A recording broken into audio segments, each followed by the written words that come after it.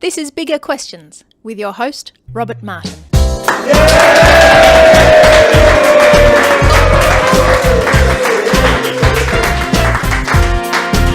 Welcome to Bigger Questions, recorded live in Melbourne CBD. Today's big question: is there an end for infectious disease? To help us think about this, we have Associate Professor Justin Denholm join us. Justin is Medical Director of the Victorian Tuberculosis Program and is also an author of current World Health Organization guidelines on latent tuberculosis infection and ethics. Please welcome Dr. Justin Denholm. Thanks, Rob. Nice to be here. Now, you consult globally on infectious disease, specializing in TB. Now, based on your experience of infectious disease, is manflu real? Manflu is a very important condition, Rob. Oh, really? Yeah, absolutely. Okay, yeah. Influenza is a real thing, and men are allegedly real, so I'm sure the two must go together. Okay, right. So manflu is infectious? Well, it's very infectious, which is why it's so important to wrap people up warm and keep them in a warm, soft spot in front of the television for many hours. To protect society that's from the treatment that you'd recommend? That's what you learn at medical school? Treatment for manflu is television? There's some whiskey involved as well, but you get the general idea. So why don't women tend to get this? Well, I hate to show off being a doctor and knowing where words come from, but the clue is in the word manflu. Okay, right. See, so it's clearly something just for men. Yeah. Okay, well, today we're talking with Dr. Justin Denholm about the end of infectious disease. So, Justin, in today's quiz, I thought we'd test you on the serious infectious disease, manflu. Now, manflu is a crippling and debilitating disorder, indiscriminately striking down male members of the human species without warning. Now, as an infectious disease consultant, you feel qualified? I'll have a go at it. You have a go. Okay, well, there's two questions, both true or false. Question one. According to the website manflu.info, true or false? Manflu is simply a cold, the symptoms of which are greatly exaggerated by men. Oh, that sounds absolutely false. Okay. And that is correct, yes. Manflu is a serious and potentially life-threatening illness and will no doubt be soon on the Health and Safety Executive's list of reportable diseases. Manflu is a distinct disease in its own right and should not be misdiagnosed as a mere common cold. You agree with that? Well, I'm glad to see that reputable medical evidence is reflected on this website that you found. Right, yeah, manflu.info, which is the one of the world's leading authorities. It's possibly the world's only leading authority on manflu. Yeah. Have you ever had manflu? I was once evicted from my hospital because I had the actual flu. Right. And as a man, I think I can say yes. So that's slightly different to manflu, though, the actual flu. Yeah. Okay. Second question. Again, according to the website manflu.info, the global authority on manflu, true or false? The pain and suffering of manflu is similar to that of childbirth. I think I can guess what the website might say, but my wife will probably listen to this at some stage, and so I'm going to have to say no. It's not comparable to childbirth. Well, that's wrong, because it's true. Though at least with childbirth, it's all done and dusted in a few hours. But manflu can last for weeks. So, yes, so you should share that with your wife. I'll mention that, I'm sure. So have you ever seen men present with manflu in the hospital? Actually, yes, we do. We certainly will see people who come into the emergency department at 3 o'clock in the morning and are just desperate to be seen right that moment because they've had the sniffles for, even 2 days sometimes. And so how do you respond? Well, it depends how generous you're feeling at the time. The challenge is when you're working in a hospital and you come around in the morning and you find people who've been admitted to hospital overnight, and you find someone with manflu who's been admitted to hospital and have to say, yes, you really need to go home now. Right, okay. Anyway, in our manflu quiz today, Justin, congratulations, you passed. You got 1 out of 2 correct. Big round of applause. Thank goodness. For Justin. Even though I do sense that you did throw that second question, I think you anyway. So, Justin, what's the difference then between manflu and TB? Yeah, okay. I feel on much more solid ground on TB. Right. It's actually a bit more serious. It's a little bit more serious. Or a lot more serious, perhaps. Nearly 10 million people got TB last year, and 1.5 million of them died. It's the single most, I'm just going to say the single most important infectious disease, if we think about it in terms of the burden that it places on not just individual people and their families, but societies around the world. Yeah. So it has an enormous impact. So tell us a bit more about infectious disease. So you consult in a variety of them, specialising in TB, but which is the most contagious? I have a little example that I give the medical students to show them a little bit about this. So tuberculosis, people think of as an infectious disease, and of course it can be passed from person to person. Usually when I give this illustration, I'm in the middle of a big lecture theatre with 300 or 400 people, and I explain that if someone with TB walked through the audience coughing on everybody as they went, and then walked out, possibly one, but probably none of those people would get TB.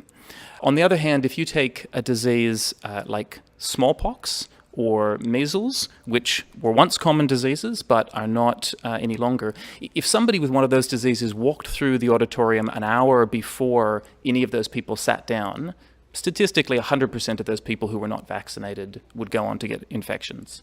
Wow. So they're incredibly contagious.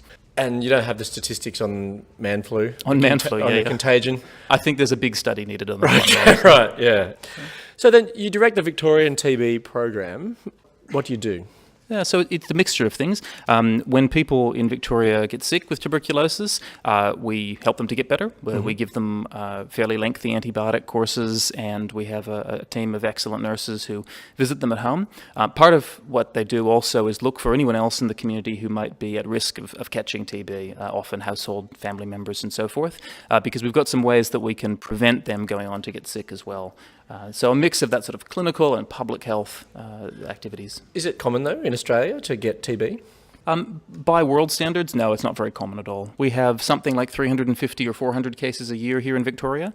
So it's something that I see every day, but even most doctors in Victoria won't see a case frequently. You've mentioned some of the things that have been done or the things that you do to combat infectious disease. What's being done? Look, infectious disease is a very broad camp. So, it's hard to canvass everything. But I guess it runs the whole gamut. Like most conditions, we'd like to prevent things rather than treat them if at all possible. Yep. And so a big part of the work generally is in developing and then expanding access to things like vaccines particularly. Mm-hmm. When we talk about a disease like TB, there's also a lot of holistic healthcare that goes into that.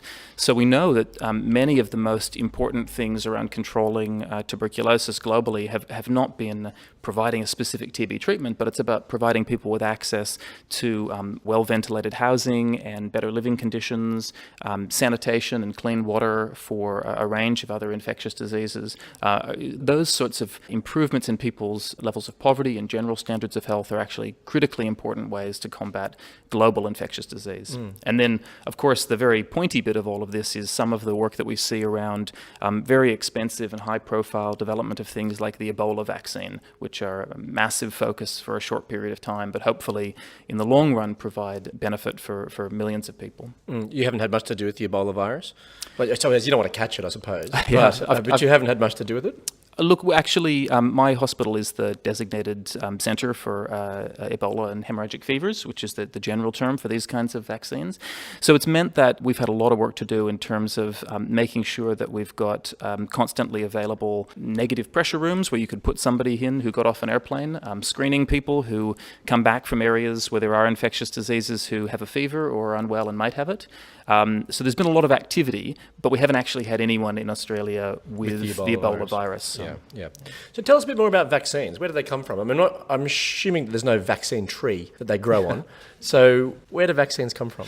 Actually, there's some fascinating work that's been going on in the last decade about trying to grow plants. There's a strain of lettuce that they've been working on which has the hepatitis A vaccine built into it. All right. So there are some really interesting ways that people are trying to develop and produce vaccines. In your garden? Most of them, though, they come from a pretty similar process, with apologies to people who are deeply involved in the process, but the general idea is that cells, often yeast, sometimes other kinds of cells, are infected with a strain of usually the virus that they're trying to create a vaccine for, and then the antibodies or some of the protective proteins that are made are purified and used as a vaccine. There's lots of different ways that vaccines are made, but that's one general way that it happens.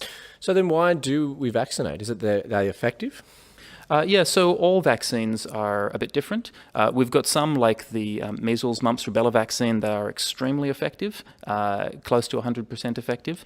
But then we've got some other vaccines like the one for tuberculosis, unfortunately, which is not very good. So it's maybe 50% effective, which is why it's no longer used routinely in Australia. Although in some places where there's a lot of TB infection around, even 50% is something worth doing. It's better than nothing. Yeah, so all vaccines, we assess them on their merits and we think about what's going to be useful and helpful in a particular context. So what do you then make of the anti-vaccination movement? Some people have reactions to vaccines and they claim that it's a myth that vaccines are necessary, safe and effective. What do you make of it? Look, I guess there's a couple of things that I'd say about that. The first is that I think when people come to making decisions about vaccines for themselves, or we often see this about people making those decisions on behalf of their children, people, by and large, want to do what they think is right, particularly if they're thinking about decisions for their family members. People don't make these kinds of decisions to be cruel or nasty. They do it because they make some assessment of what they think is the right thing to do.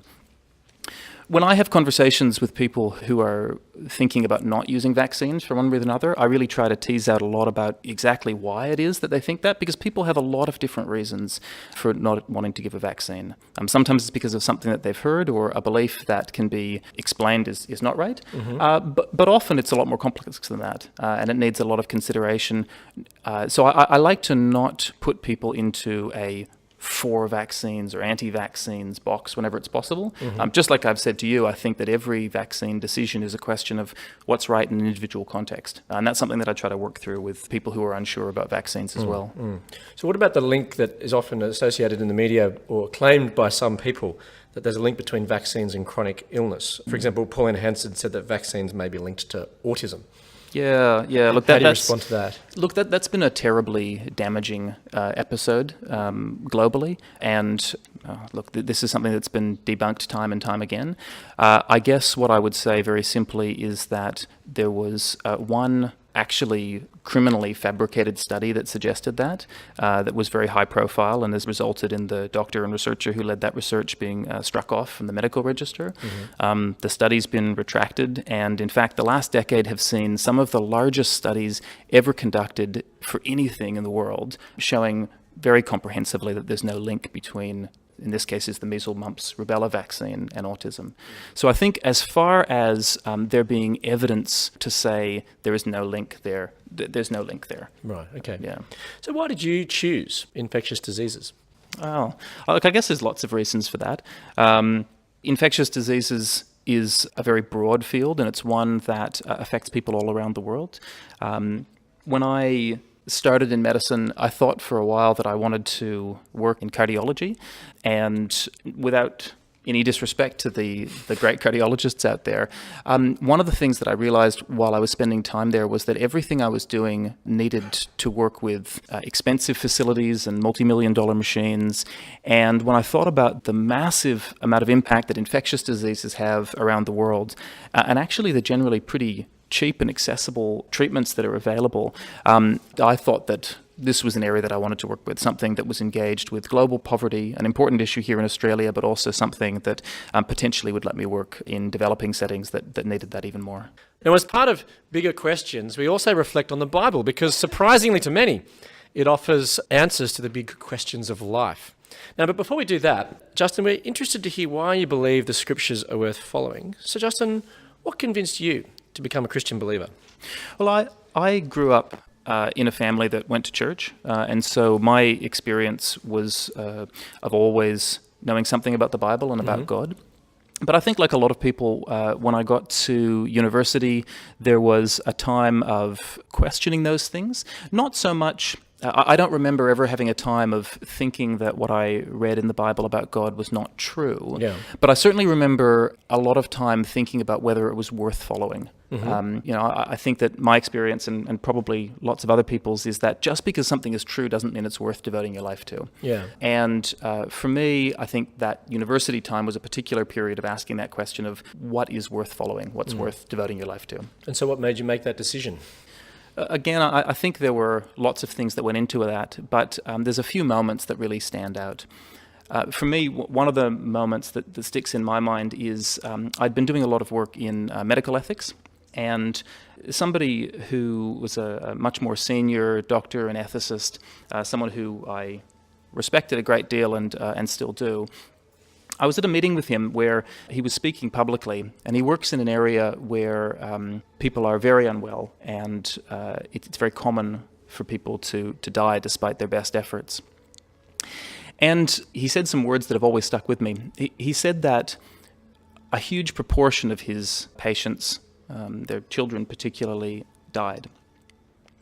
And he said that parents would very often come to him at some point in this process and say, we hear from doctors that this is the way to go, and from nurses that this is the way to go, and we hear from our naturopath, or we hear on the internet that this is something we should try, or a different way we go. What do we do? Who do we trust? Who do we put our hope in? And this doctor said, I have no answer for them. I can give them the best advice I can, but I'm acutely aware that I can't answer them when they say, where do I put my hope? Where do I find hope in this situation? And that for me was a very powerful moment, because I was listening to that and I thought, well, I know the answer to that question. Even in the midst of very difficult circumstances like he's describing, I actually do know where I can go to put my hope, a hope that is not affected by whatever medical technology is available on the day, or however difficult the situation might be. I know that I can have a hope in a God who doesn't change and is always faithful. And is the author of all of these things. And so that for me was a very powerful moment, not just as a person thinking about following Jesus, but also thinking about how I wanted to be a doctor who followed Jesus too. So you felt that Jesus offered this hope that the doctor was longing for in many ways. That's right. I think he articulated very clearly both the things that are possible in modern medicine and the things that are not.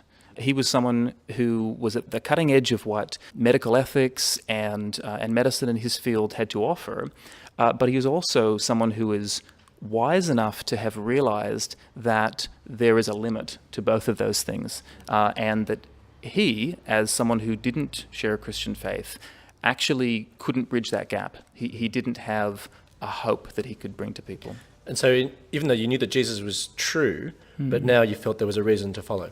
Yeah, I think that's right. I think that's one of many things that helped me get from simply knowing that something is true to making a decision that it was worth devoting my life to. So is Jesus, or this part of the story of Jesus, is what motivates you in infectious disease as well? Yeah, I think that's fair. And I'm cautious in saying that, because there are lots of people who are my passionate colleagues and do a fantastic job and don't share my Christian faith. For me, when I thought about what it was that I wanted to do, I think that some of the characteristics and priorities that I felt God had for people in this world, particularly caring for the poor and caring for my neighbor in a global sense, those were really powerful things for me in making a decision to go into infectious disease. And I hope they're also part of what guides me in the way that I do that too. So would you be doing this work if you weren't a Christian, or would you stay doing cardiology? Yeah, look, for me, I think I probably wouldn't. And again, there's plenty of people who do who do make that decision. But for me, I think that was something quite fundamental, that this is an area that I work in specifically because I felt called to follow Jesus in it in some small way. Now, a question came in which relates to that, is if, as you say, the Christian faith gives you the only real hope, why bother doing the work you do? I think the work that I do is not just about providing hope. So I don't think that there is a conflict between the work that I do and the hope that I have in Christ. Quite the opposite, actually, because I think that for me there is an opportunity, not just in my work, this is true for everyone's work, but I'll talk about it in my context because it's what I do. I think there's an opportunity for me to live out something of the hope that Jesus brings. I think there is an opportunity to try to point people towards a healing that I can help bring about in some little way, because God's put me in this place and He's given me certain tools. There's a certain amount of physical healing that I can be a part of, and I'm privileged to do that. But I think there's also a bigger healing, there's a broader healing, a more holistic way of being whole and well and healthy. And that's something that actually we'll never see in this world. It's something that following Jesus, though, gives me a vision of what's possible for people to be truly whole in a physical and relational and spiritual sense, something that goes beyond just taking some tablets and being free of a disease. Well, maybe we can look at part of that vision now. The part of the Bible we're reflecting on today comes from the Gospel of Mark, which is one of the 4 biographies of Jesus' life that we have. In chapter 5, Mark recounts an encounter between a sick woman and Jesus. This woman had been subject to bleeding for 12 years. She'd suffered a great deal under the care of many doctors and had spent all she had. Yet instead of getting better, she grew worse. Now, Justin, can you sympathise with this woman's situation? You meet people like her? Look, I do. But, when you ask me if I can sympathise, there's someone else I sympathise with in that situation, and that's she's suffered under the care of many doctors, and instead of getting better, she grew worse. Yes. And I feel both of those things. Right, yeah. I feel empathy with a group of people who I'm going to assume were doing the best they can. Yeah. And she was not getting better. Yeah. And I feel empathy for this woman who has had a chronic illness, one that I presume affected her physically, but also in the culture of the time, the fact that she was bleeding. This is, in this translation, this is something of a euphemism, but this is menstrual bleeding that she's having, which in her culture at the time would have meant that she was ostracized, that she would not be able to participate fully in many of the social and cultural activities of the time. Yeah. So this is not just a physical illness that she's suffering from, it's also about social and religious isolation. And this woman hears about Jesus, a man with reputation for healing disease. She came up behind him and touched his cloak because she thought, if I just touch his clothes, I will be healed. Then in verse 29, after she touches Jesus, she felt her bleeding stop, and she felt in her body that she was freed from her suffering. So what do you think Jesus brings to this woman? This woman is so brave, isn't she? She's in the midst of this long-term social isolation, and she's compelled by something. She's compelled by something she's heard about who Jesus is, to come out in public and to reach out and touch him, physical contact with him. I think she's so brave to do that, and her bravery is immediately rewarded. I think what happens here is that her faith has healed her. I mean, this is something that we'll go on to look at in the passage, but Jesus is one with authority over all aspects of human life, over both the social and relational, but also the physical. And so when she touches him and she's healed in so many more ways than just the physical. And I think that is a wonderful expression of the power that Jesus has over all aspects of creation. So do you wish you had Jesus' power when you're visiting communities affected by TB? That you could touch them and they be healed instantly? Look, of course, I would love that. I think it's impossible to look at someone who's suffering and in pain and not want to be able to relieve that immediately and instantly and thoroughly. I think there's also a sense in which part of our challenge, and part of my challenge, is realizing that we're told consistently in the Bible that we do have Jesus' power, and that in some small and imperfect way, actually we are there to bring something of the power that Jesus has over all aspects of life. Now, that has never in my career resulted in me touching somebody and having a miraculous healing that they walk out of there.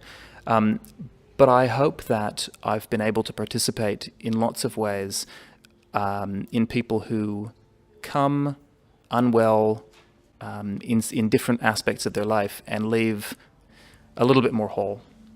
Now, the Bible goes on to complete the story of the future, as you've alluded to. The final book of the Bible, Revelation, paints a vision of the future. It describes a new heaven and a new earth where God dwells with people. And Revelation 21:4 says, "He will wipe away every tear from their eyes. There will be no more death or mourning or crying or pain, for the old order of things has passed away." Now, this vision for the future contains the end of infectious disease. This means that you'll be out of a job. Yes. Yep. I will be delighted if, for all eternity, I get to be a gardener. Okay. Yeah. So is this the vision your infectious disease unit is working to make a reality? Well, it is. It is, absolutely. The reality is that this picture that God paints for us, that you've just read, this is what we have to look forward to. This is the vision of a new heaven and a new earth that is without pain and suffering, without disease. And what we are trying to do in some small way, specifically related to this little aspect of tuberculosis, is we have a vision of what a world can look like, and we are trying to bring that little bit about. That doesn't mean that we're going to collectively usher in this kingdom. It doesn't mean that we keep working until we eliminate all the infectious diseases and then suddenly the kingdom comes. But it does mean, I think, in a very powerful way for me personally, it does mean that when I try to help somebody not to get tuberculosis, what I'm doing is I'm trying to align my medical practice with something that I know is close to the heart of God. It means trying to say, what is there about my day today that can be working directly for something that God tells me he wants for everybody?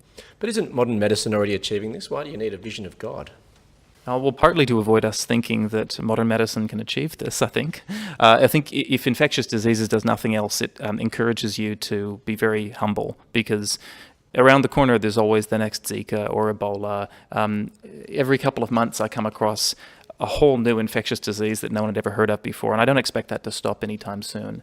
I think the idea that we will defeat disease through some kind of scientific advance or medical engagement, I think, I think it's ridiculous, even if it wasn't just full of pride and that kind of thing. I just think it's not possible.